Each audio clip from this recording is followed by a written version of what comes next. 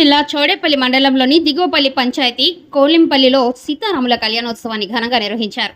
నారాయణప్ప ఆధ్వర్యంలో అభయాంజనేయ స్వామి ఆలయ తృతీయ వార్షికోత్సవం సందర్భంగా సీతారాములకు కళ్యాణం వేద పండితులు సత్యనారాయణ శర్మ సాంప్రదాయబద్ధంగా నిర్వహించారు.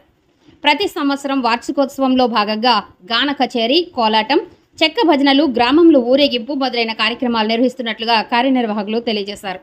అనంతరం గాన కచేరీ ఏర్పాటు చేశారు. హాజరైన భక్తులకు ఉచిత అన్న ప్రసాదం ఏర్పాట్లు చేయడం జరిగింది. ఈ కార్యక్రమంలో చుట్టుపక్కల గ్రామ ప్రజలు, భక్తులు పాల్గొన్నారు.